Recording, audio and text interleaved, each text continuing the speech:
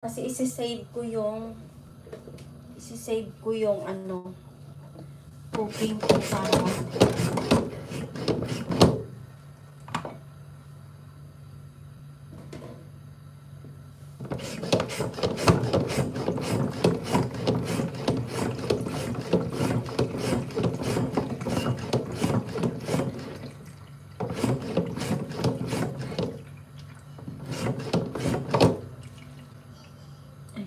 painit na ko nga daan ng water para tapos na lang. So, magkuha ako ng stand muna, guys.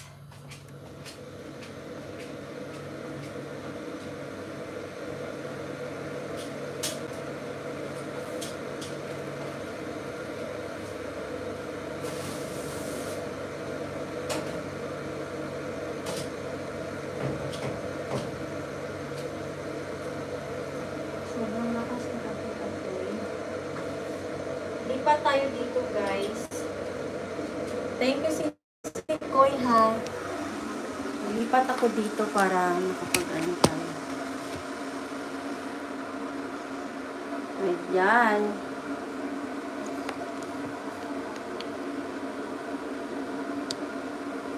Tama lang yung ating ano.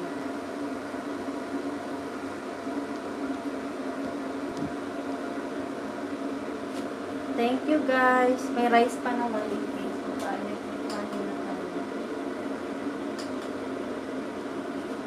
So, ayan. Igigisa ko lang yung gulay natin. I mean, hindi gulay yung... I'm using olive oil with canola para healthy. Ala, napadami man yan. Oil.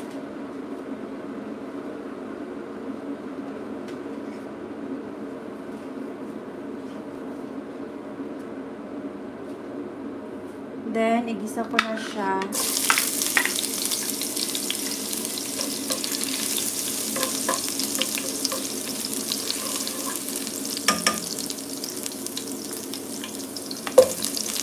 Dito ako para mag-isa ko.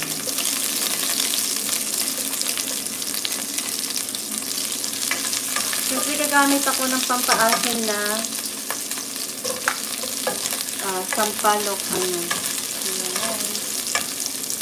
Hindi naman pwedeng magbatok ko, guys. So, isunod na natin yung kamatis.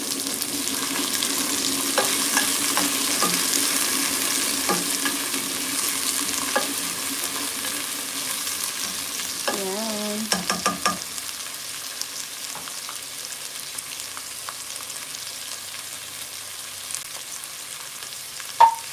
Siyempre, ayan.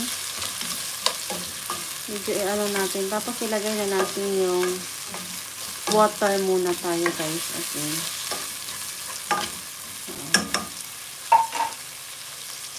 Kasi na rin lahat. Ready na. Kaya no worries na. Importante. Magalaga. Season ko lang yung ating fish. Ayan. Dito na ang ating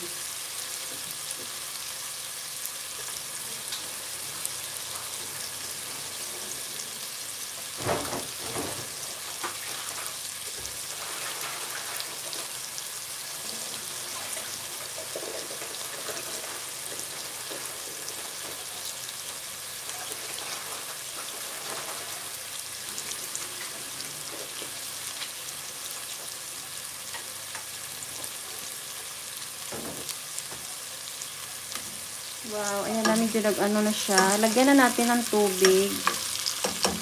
Hindi na kailangan malanta talaga yung ating slowly lang kasi nga mantika at water magkaaway sila. Ayan. Dagdagan ko pa ng tubig, guys.